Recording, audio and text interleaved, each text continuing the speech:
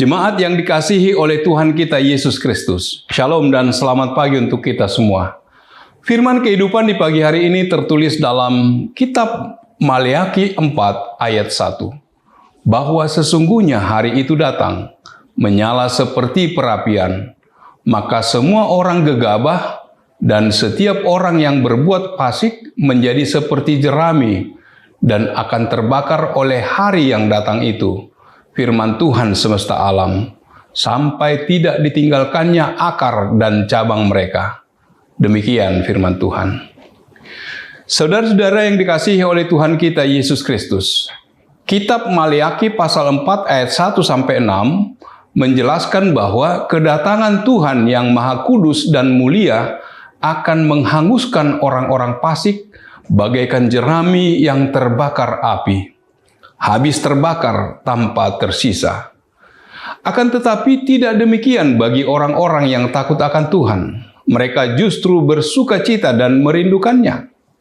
Bagi umatnya, datangnya hari Tuhan itu seperti terbitnya matahari kebenaran yang menyembuhkan atau memulihkan kekuatannya.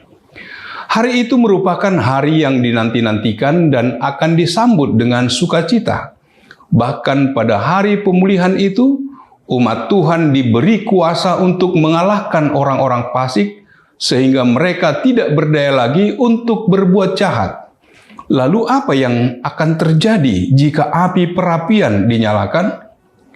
Hari Tuhan datang, menyala seperti perapian, maka semua orang gegabah dan setiap orang yang berbuat fasik menjadi seperti jerami, dan akan terbakar oleh hari yang datang itu. Kata perapian dimaksud adalah tungku kecil yang dibuat dari tembikar yang dapat dibawa dan dipakai untuk memasak. Karena tidak banyak kayu di negeri Israel kuno, orang sering mempergunakan rumput atau jerami sebagai bahan bakar. Tungku itu menjadi panas, dan karena itu menjadi simbol dari hukuman. Maleakhi berkata tentang umat Israel sebagai suatu keseluruhan. Mereka semua dikasihi Allah, baik para imam maupun kaum awam yang bersalah di bidang rohani. Semua orang berkhianat dalam hubungan kemasyarakatan, keagamaan, dan perkawinan. Mereka semua harus ditahirkan atau dihukum. Kesempatan diberikan kepada seluruh umat untuk bertobat dan menerima berkat dari Tuhan. Maleakhi membedakan antara orang benar dan orang fasik di tengah-tengah orang Yahudi. Kemungkinan nubuat ini diucapkan kemudian dibandingkan dengan nubuat-nubuat lainnya. Sesudah ia menginsafi bahwa ada orang-orang Yahudi yang beribadah kepada Tuhan dan melayani Dia dengan tulus hati. Tetapi ada juga yang tidak tulus.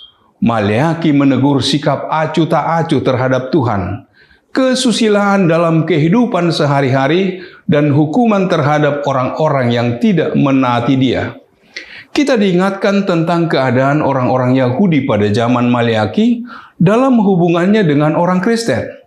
Pengharapan mereka sama seperti pengharapan orang Kristen yang didasarkan atas kesetiaan kepada Tuhan. Oleh karenanya tetap berlaku. Kehendak Tuhan adalah untuk menyelamatkan, bukan untuk menghukum atau untuk memukul bumi sehingga musnah. Inilah kesempatan bagi umat Allah untuk bertobat. Api perapian yang dinyalakan menjelang hari Tuhan justru akan seperti surya kebenaran yang menyembuhkan, mendatangkan sukacita dan kemenangan. Dunia tempat kita tinggal merupakan ruang tunggu untuk sampai pada datangnya hari Tuhan. Tempat kita beraktivitas sehari-hari adalah tempat penantian akan kedatangan Tuhan mengangkat kita ke tempatnya yang baka. Kita tidak tahu kapan Tuhan akan memanggil kita, mengangkat dan membangkitkan semua orang. Namun yang pasti, hari Tuhan pasti akan datang sebagaimana Tuhan katakan dalam nas ini, bahwa sesungguhnya hari itu datang. Sebagaimana janji Tuhan telah menggenapi janji tentang kedatangan Mesias, yaitu melalui Yesus Kristus. Demikian pula saat ini, kita adalah orang yang menunggu akan saat yang telah dikatakan oleh Tuhan akan kedatangannya.